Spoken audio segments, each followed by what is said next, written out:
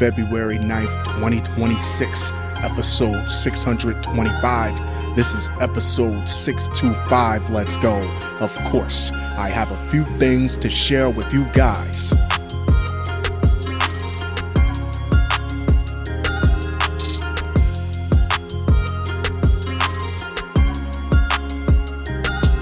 Shall we?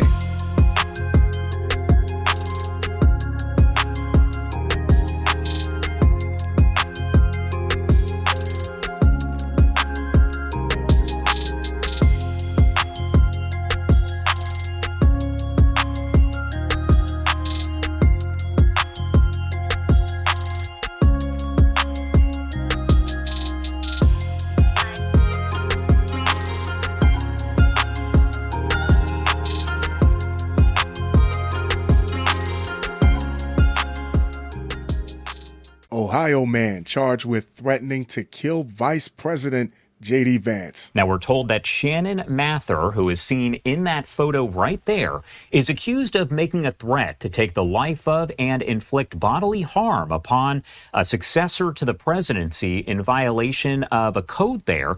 In the indictment, he allegedly stated, quote, "I am going to find out where he," talking about the vice president, "is going to be and use my M14 automatic gun and kill him," end quote. Mather was arrested by the U.S. Secret Service agents just yesterday on February 6th. 18 U.S. Code 871. Since 1955, it's been illegal to threaten the president and vice president. 70 years, 71 actually. This isn't something that they just cooked up to try to hamper your free speech or whatever violin string you want to play. Okay, you don't like J.D. Vance, you don't like Trump, that's fine. You can voice these opinions 1,000 times a day, 1,000 different ways, but once you issue an actual threat, you're going to jail, and they're going to install a bunch of inappropriate pictures on your hard drive to make sure you get that extended stay. An Ohio man, so we already know off the rip he's not that bright, has been charged with threatening to kill Vice President J.D. Vance and with receiving and distributing child sexual abuse material, which was uncovered during the threat investigation. How convenient with those connections over at Palantir. You think J.D. Vance can't make something out of nothing? Find a threat, find a needle in a haystack, upload a ton of incriminating messages, a couple terabytes to your iCloud or something. According to the Justice Department, Shannon Mather, 33, was arrested Friday by Secret Service agents after he was indicted by a grand jury. Mather allegedly stated, "I'm going to find out where Vance is going to be and use my M14 automatic gun and kill him." It's giving Elmer Fudd. It's just giving some type of Looney Tunes vibe that I can't quite put my finger on it. From December 31st, 2025 to January 21st, 2026, the DOJ alleges Mather possessed and distributed the abuse material, which was uncovered while the agency investigated his alleged threats against Vance. How convenient that you would find a slew of inappropriate photos along with the threats. I'm not saying this guy might really be a perv in real life. I just think it's hilarious. Popping this up on your screen right here, coming in from Todd Blanche. That is the entire post that we were just reading from. He again said, "Thank you to federal, state, and local partners in working together to bring justice twofold to this depraved individual." Mather made his initial appearance before a U.S. magistrate judge for the Northern District of Ohio yesterday and remains in custody pending a detention hearing set for next week. That is going to be February 11th. Now, if found guilty as charged, Mather faces a maximum penalty of 5 years in prison and a maximum statutory fine of about $250,000 for threatening the life of Vice President Vance. Mather faces a maximum of 20 years in prison and a statutory fine of $250,000 if found guilty of the child sexual photos there charge as well. This is just my opinion because I think there are a handful of hitters out there that will take the shot if they're given a shot, if they're given the opportunity. But for the large majority of these nutcases out there, if they were really going to do anything, they wouldn't tell the world first. Going to jail for lip service is insane, but a threat is a threat, and they're going to take it seriously. Just like the last story, these people aren't going to be president and vice president when you get out of prison. You'll have to start all over again and issue an all-new threat to the new P and VP. You can hide behind a screen, but you cannot hide from this Department of Justice or farming on his dumbass. Attorney General Pam Bondi said in a statement Friday. Just days earlier, a Maryland man was charged with attempting to murder another Trump administration official, Office of Management and Budget Director Russ Vaught. Damn, he's just an accountant. He's a glorified secretary. I guess the way these people think, it doesn't matter who you are or what role you play, whether you're the groundskeeper, you work in a mailroom, all the way up to the POTUS. If you got on that red necktie, if you're on that red necktie side, you're part of the problem. Stinking thinking. Vance and Donald Trump have faced multiple threats since 2024 when the two ran on the Republican presidential ticket. Last month, the Justice Department criminally charged a man who damaged Vance's home in Ohio.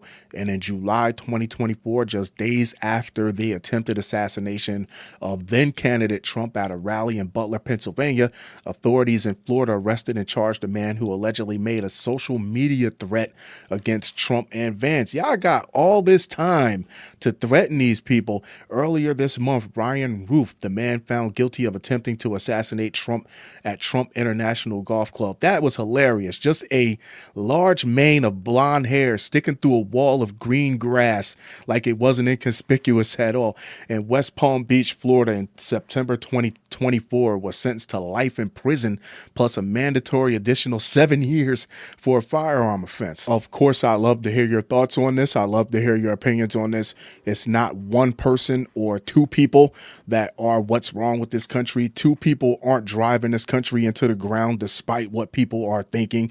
I think it's been a group effort on both sides of the floor, a bipartisan gangbang, if you will, over the course of multiple terms, decades in the making. Who's being elected is the symptom. It's not the root cause.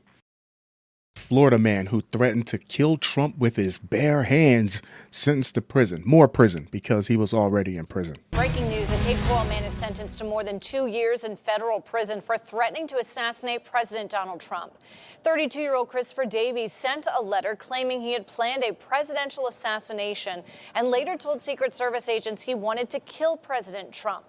Davies pleaded guilty and was sentenced to 27 months in prison. The case was investigated by the U.S. Secret Service. So Christopher Davies was in prison when he issued this threat. Christopher Davies is still in prison because he pulled an armed robbery back in 2017, which got him 15 years. He won't be getting out. He wasn't set to get out until 2032, a real law-abiding patriot.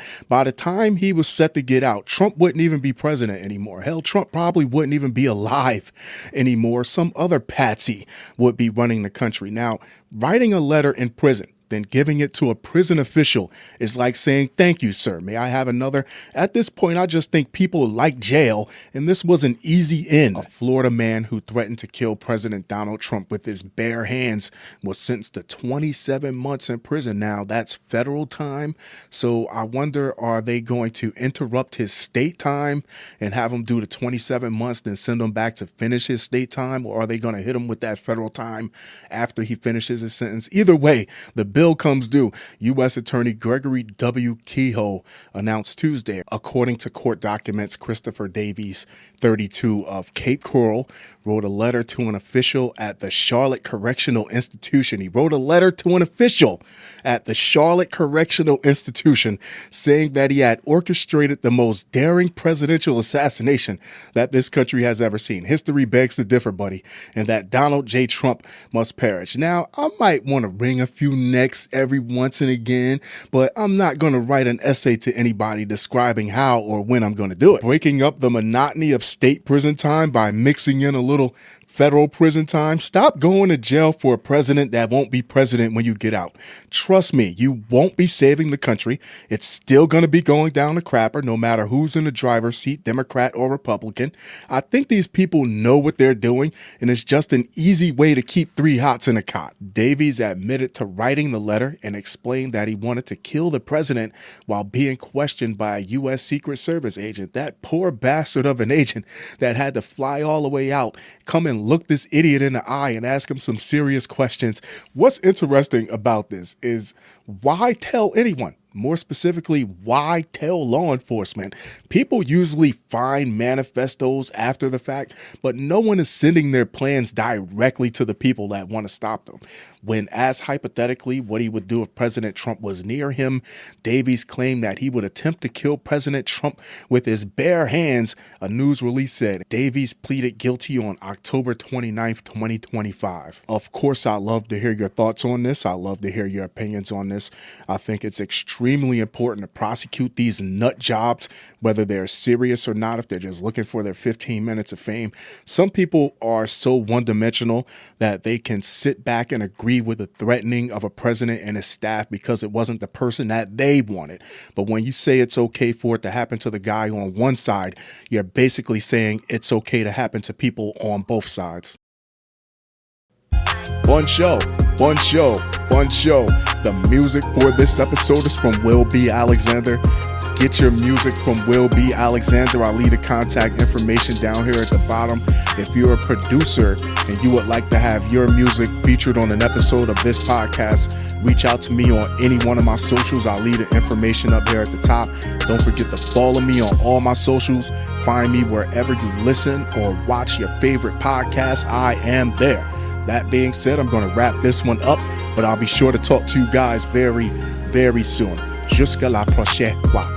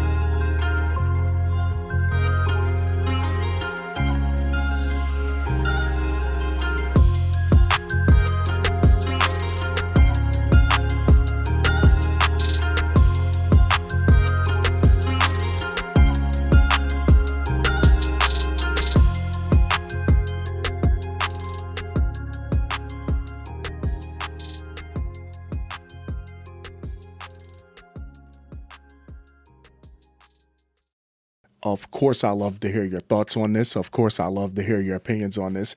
It's not one person or two people that are what's wrong with this country. I think it's been a group effort on both sides of the floor, a bipartisan.